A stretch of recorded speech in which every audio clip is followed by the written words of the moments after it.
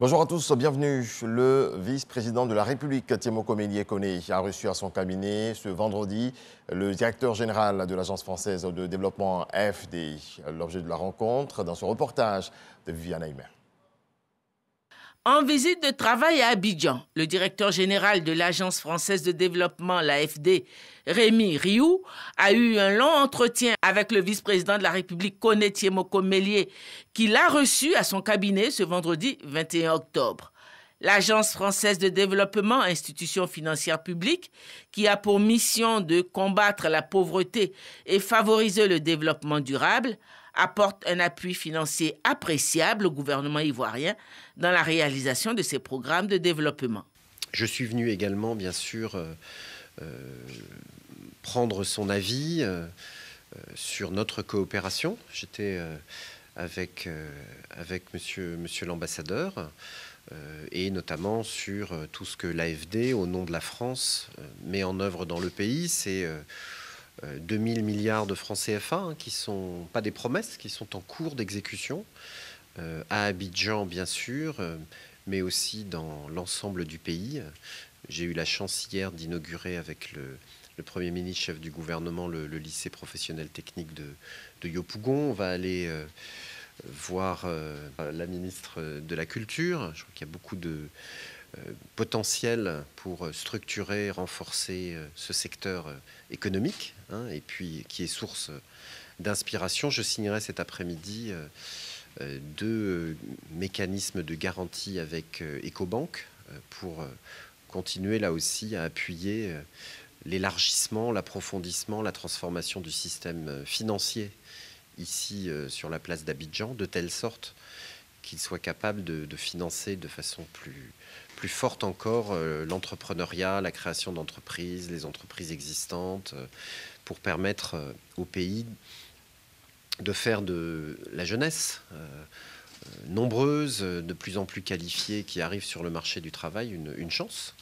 évidemment, pour poursuivre son développement et créer toujours plus de valeur. Donc voilà, c'était un peu les 2 objectifs, vraiment comprendre là où en est le pays, et puis bien positionner nos appuis, nos opérations pour être le plus utile possible dans ce partenariat d'égal à égal, où la France et la Côte d'Ivoire cherchent à contribuer à trouver des solutions aux crises, aux dérèglements dans lesquels nous sommes tous plongés.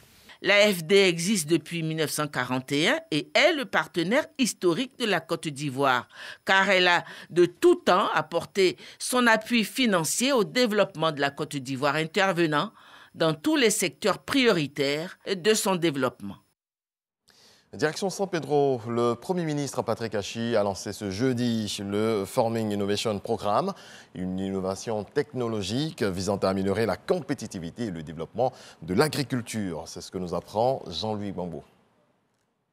Faire éclore les idées innovantes qui peuvent transformer la vie de millions de petits fermiers ou de supporter les jeunes porteurs de projets dans le monde agricole. C'est l'idée fondatrice de Farming Innovation Programme, fruit d'un partenariat entre le groupe OCP Africa et l'incubateur marocain AgriEdge en faveur de la création d'un écosystème agricole intelligent. Cette année, on a dit qu'il y a des contraintes qu'il faut qu'on les prenne en compte, des contraintes locales, comme ce que nous avons ici en Côte d'Ivoire, une agriculture qui est différente des autres pays, des défis qui sont différents des autres pays. Pour cette raison, nous avons lancé une édition spécifique qu'on a appelée Farming Innovation Programme édition Côte d'Ivoire, dont l'objectif c'est prendre en compte les défis de l'agriculteur ivoirien et développer des solutions adaptées avec ses besoins afin qu'il puisse tirer au maximum de l'agriculture en s'appuyant sur le digital. Les technologies digitales, plus que jamais, une nécessité pour améliorer la compétitivité des agriculteurs ivoiriens. Une réalité qui motive l'implication du gouvernement dans ce projet novateur, avec San Pedro comme point d'ancrage. L'utilisation des nouvelles technologies de l'information constitue ainsi une formidable opportunité pour maximiser les effets de la croissance économique de notre pays à travers la création d'emplois de meilleure qualité et plus productifs dans l'agriculture. L'agriculture de précision, favorisée par les nouvelles technologies, offre des informations pour aider les agriculteurs à optimiser et à augmenter la qualité de la productivité dans plusieurs domaines clés, notamment l'efficacité de l'utilisation des ressources dont l'eau, la durabilité, la rentabilité, la productivité et la qualité. Les candidats start-up qui seront sélectionnés dans le cadre de ce programme auront accès à des phases de mentorat et d'accompagnement pour la mise en œuvre des solutions qu'ils auront conçues. Ce, pour répondre aux défis des petits agriculteurs et des coopératives agricoles. Et la Côte d'Ivoire, plus que jamais engagée dans la politique de transformation de son cacao. Une usine sortira bientôt de terre. Le Premier ministre Patrick Achi a lancé ce jeudi les travaux dans la ville de San Pedro, s'étendant sur un site de 9 hectares.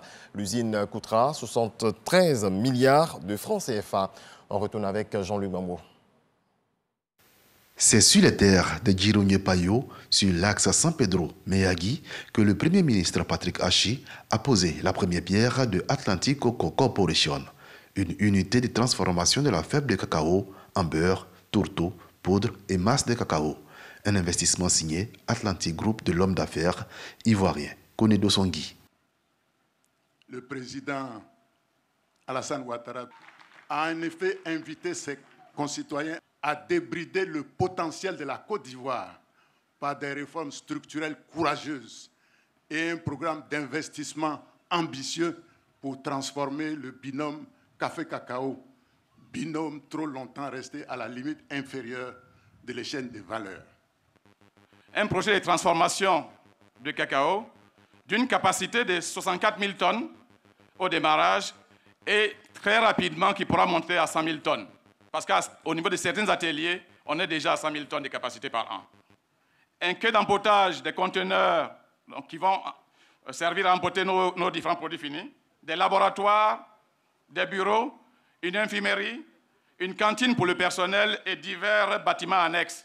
Un investissement de 73 milliards de francs CFA qui sera bâti sur une période de 24 mois sur une surface de 9 hectares. Un investissement qui augure de bonnes nouvelles aussi bien pour la jeunesse que pour l'agriculture ivoirienne.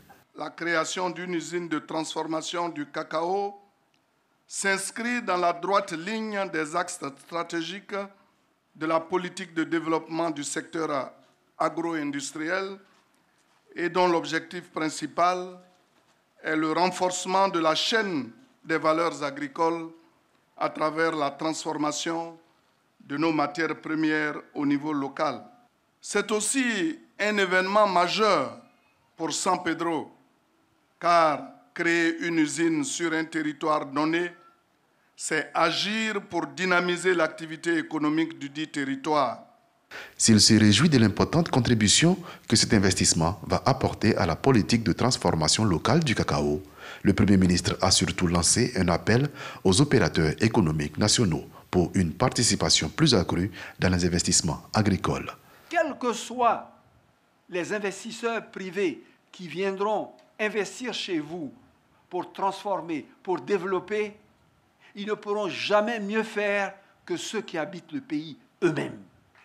On a besoin de leur savoir-faire, mais il faut également de façon endogène que nous, dans notre pays, nous puissions voir émerger des hommes, de grands industriels comme vous, qui inspirent des générations et qui aident le pays à grandir. C'est également l'opportunité, au nom de son Excellence, Monsieur le Président de la République, d'interpeller et d'appeler tous les cadres ivoiriens qui en ont l'opportunité, qui en ont les moyens d'investir dans l'agriculture, d'investir dans la transformation agricole, parce que ce sont également des secteurs qui peuvent générer des ressources extrêmement importantes. Atlantic Cocoa Corporation créera à terme environ 400 emplois directs et 1300 emplois indirects. San Pedro confirme ainsi son statut de terre du cacao. La ville héberge déjà le premier port d'exportation de cacao ainsi que 3 unités fonctionnelles de transformation du cacao. 2 autres unités sont en cours de finition. Parlons santé à présent. L'hôpital Mère-Enfant, situé dans la commune de Bingerville, a abrité la cérémonie de lancement de la 6e édition des journées de mobilisation des médias contre le cancer du sein. Diagnostic tôt pour guérir est le thème de cette édition, initiée par la structure Ecomédia. Ces journées sont dédiées à la mobilisation des médias autour de la sensibilisation au dépistage précoce du cancer du sein. On voit cela avec Serge Pakomdidi et Didier Nguessan. Femmes et hommes des médias, tous mobilisés contre le cancer du sein. Pour cette 6e édition des journées de mobilisation des médias contre cette pathologie, il est question de diagnostiquer tôt pour guérir. Et c'est l'hôpital Mère-Enfant Dominique Ouattara de Bingerville qui met ses locaux au service de la noble cause. Nous participons au dépistage précoce du cancer du sein par notre mammographe. Au nombre des initiatives que nous prenons donc chaque année, il y a la prise en charge à titre gracieux de l'ensemble du personnel féminin, donc au-delà des 40 ans, de notre établissement. Nous avons également baissé le coût de la mammographie cette année. Le cancer du sein a une caractéristique particulière dans notre pays. Nous sommes à 74% de taux de détection tardive, c'est-à-dire qu'il y a un manque véritablement d'informations.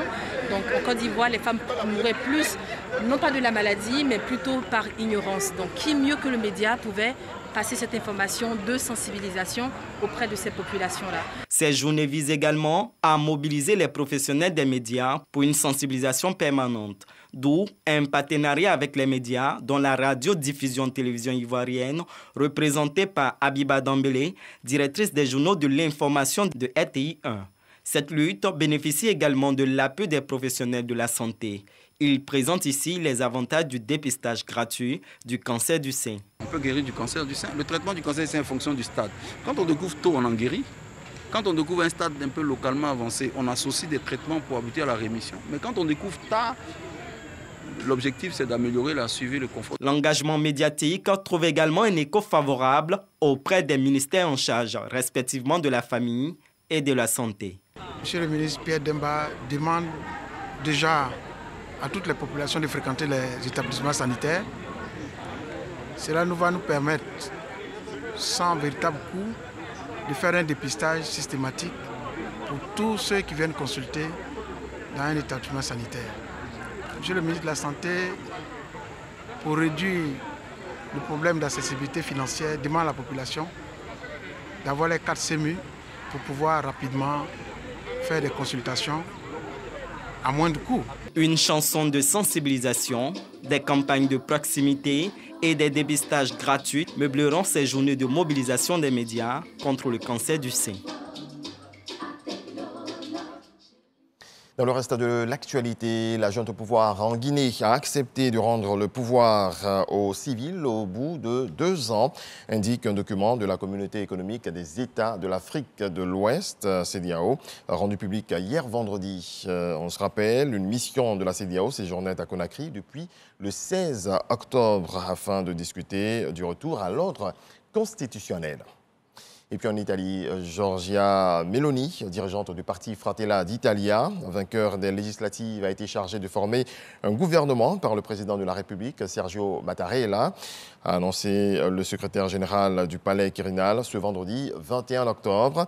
Un nouvel exécutif très politique pour l'Italie, allant du centre droit à l'extrême droite. Voilà qui marque la fin de ce point de l'actualité. Merci à vous tous de votre attention.